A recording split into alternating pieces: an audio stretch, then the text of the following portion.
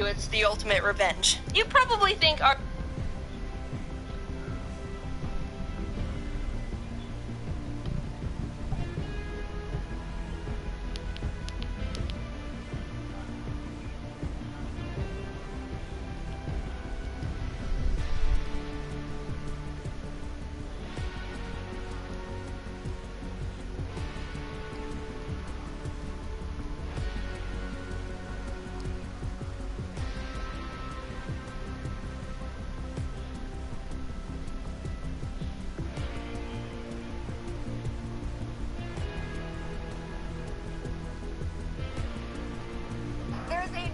Of Supergirl in town, and season 4 will pay homage to DC's classic Elseworld story, Superman Red Sun.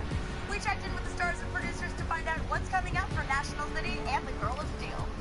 And the season premiere, you know, season 3, that was a big ordeal. Defeating Reign, I think, gave her some confidence and pep in her step that she needed.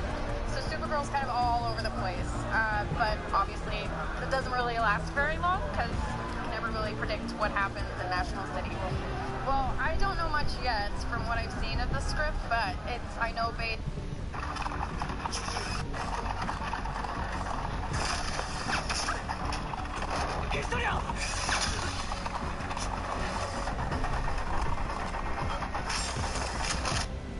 I meant what I said. The whole idea is just irresponsible. So what? It's more grown up to settle for living in fear behind some stupid wall your whole pointless life? Yes. Actually, yes it is. It is indeed more grown up to settle for living in fear behind some stupid walls for your whole pointless life. In fact, it's such a good idea, I'm about to prove it to you.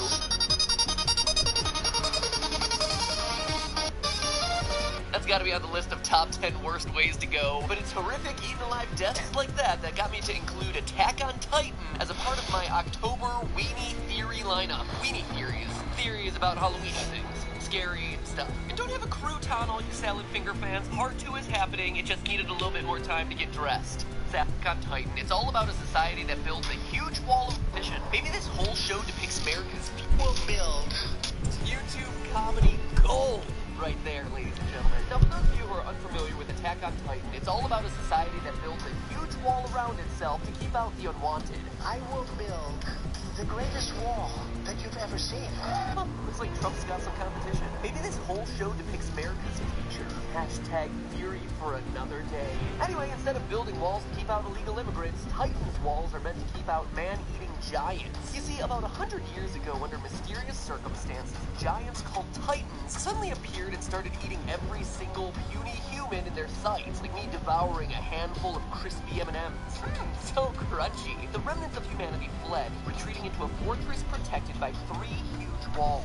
The outermost wall was named Wall Maria, the second, Wall Rosa, and the innermost wall, Wall Sina. The poor live between Maria and Rosa, while the rich live in the innermost wall, Wall Sina. Much like these walls, and onions, and ogres, the series itself has many layers. Where do the Titans actually come from? Why do they eat humans? And why do they always look like they're taking the worst yearbook photo ever?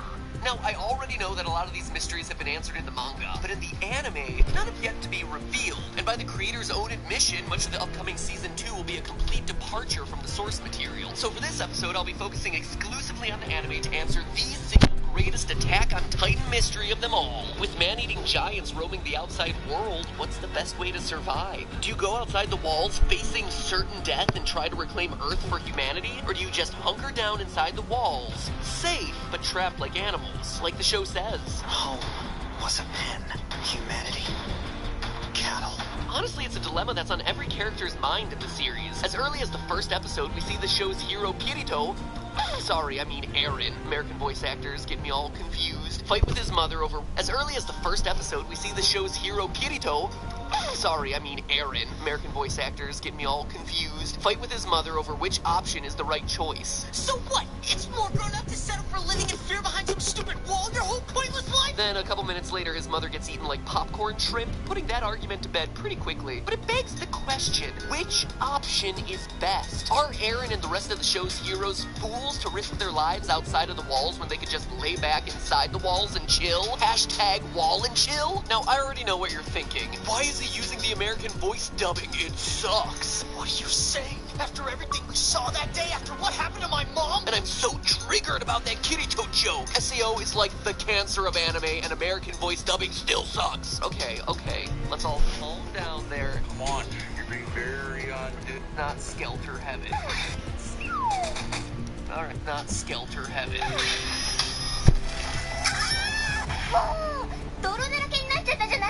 Or they do in the first 2 episodes. Except that's not quite true. Notice that these Titans only take down the segment of wall featuring the gateway in and out of that part of the city. As we learn in episode 24, the walls themselves are hardened, too strong for the Titans to tear apart for reasons I'll leave a mystery due to spoilers. Suffice it to say, only the end humanity closed up shop and completely walled these segments up as well. The colossal Titan could huff and puff all he wanted, but he wouldn't be able to tear down that wall. Mr. Gorbachev, he is not. But of course, that would also mean that humanity would be cut off from the outside world. So the question is, would that be such a bad thing? Could humanity closed within the walls actually survive? Well, to properly answer that, we need to know just how large people are the series. Some people should seem like they're hurt that compared to me. So assuming here now each house 400 volts and attack the sit out and hundreds of sea soup and see throughout Attack on Titan, land isn't the except for Antarctica. Seriously, the Titans could be wandering their stupid little faces off for weeks without finding a single person to chomp on. And speaking of chomping, what about food?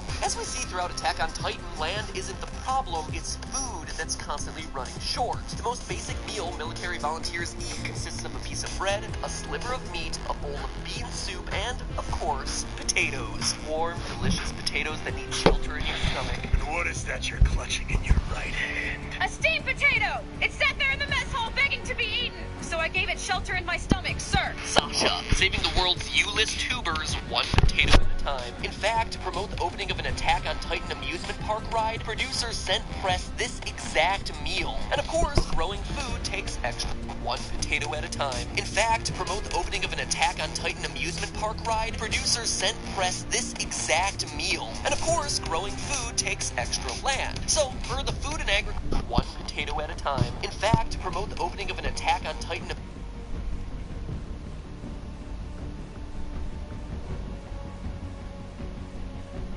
amusement park ride, producers sent press this exact to the comic America so hard. Unfortunately, stir up some berry white because the human race has to research somehow. I mean, it'll be pretty gross considering everyone will reek of bean soup. Stir up some berry white because the human race has to research somehow. I mean, it'll be pretty gross considering everyone will reek of bean soup.